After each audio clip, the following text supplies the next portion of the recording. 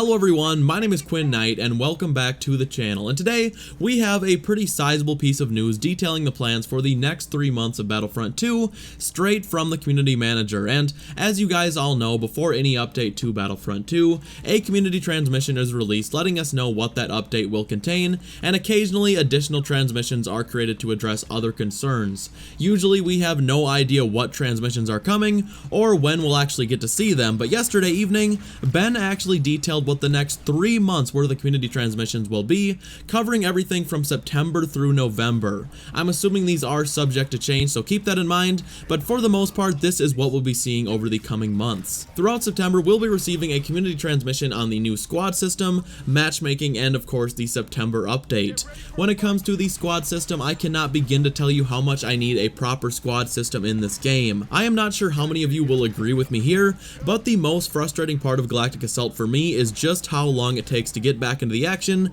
after you die or respawn for some reason. It is incredibly frustrating on maps like Hoth or Kashyyyk, where it takes a normal trooper approximately 17 years to run back to the objective, and then you might just get insta-killed by a roly Vanguard boy and have to do it all over again. This game has desperately needed a squad system from launch, and I'm very glad they finally made that happen. For matchmaking, I will not be holding my breath. I am glad they're still trying to make improvements to the matchmaking in Battlefront 2, but let's be honest, almost every single update has claimed to have improved the matchmaking, and we pretty much just went through varying degrees of improvement, and then DICE breaking it even further. I mean, the last update made online play completely impossible for a portion of the player base. It doesn't get much worse than that. I hope they can find a way to make things quicker and smoother. It's certainly better than it was at launch even right now. I will give them that, but I would be shocked if they're able to smooth things out considering how it works at the moment. That is all for September, and to be honest, next month is definitely the weakest of the next 3. We really aren't getting anything new except for the squad system and a couple of new Clone Wars appearances, which hopefully turn out a little bit nicer than the last batch. October is where things start to get really interesting, as we'll be receiving community transmissions on brand new hero health cards, hero voices, the October update that brings General Grievous to Battlefront 2, and one additional transmission that will be announced in the future.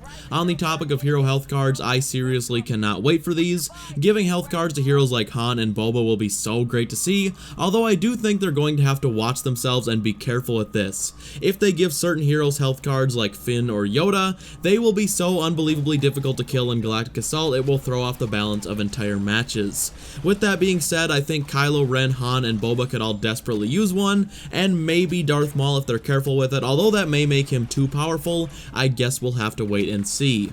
For the Hero Voices update, this has been confirmed to be covering who will be voicing the Clone Wars heroes, as well as some behind-the-scenes content.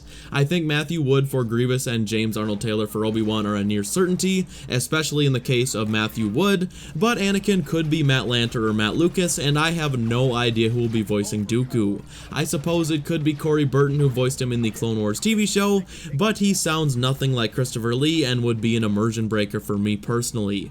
The Grievous update is definitely one we all can't wait for, and I am really excited to see what the hero skin for Grievous will be. My guess would be a caped and an uncaped version, but I would love to see something more intricate, possibly with different colored lightsabers. If I had it my way, we'd be able to customize the color of all 4 of Grievous's lightsabers and choose and mix and match, but unfortunately that is extremely unlikely.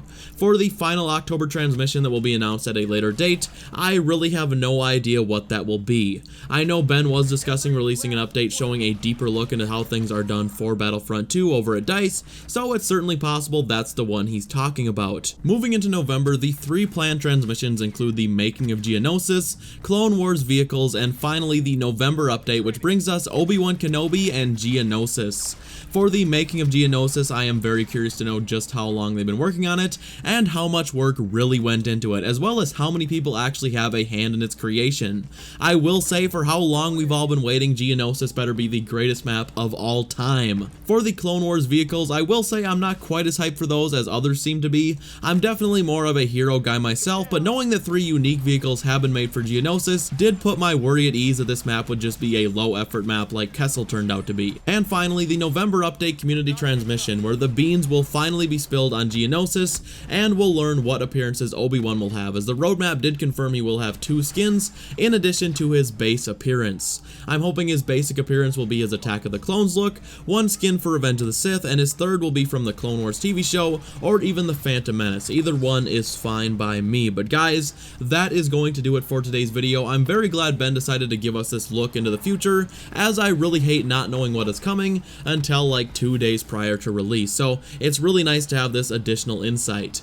If you enjoyed the video, please be sure to drop this video a thumbs up, and if you are still around here at the very end, I do have one question for you all. Are you guys more excited for Grievous or Obi-Wan, as they are now coming separately, and I feel like people are very split on this, so let me know in the comment section down below.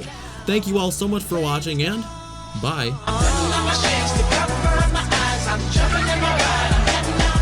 I'm solo, I'm solo.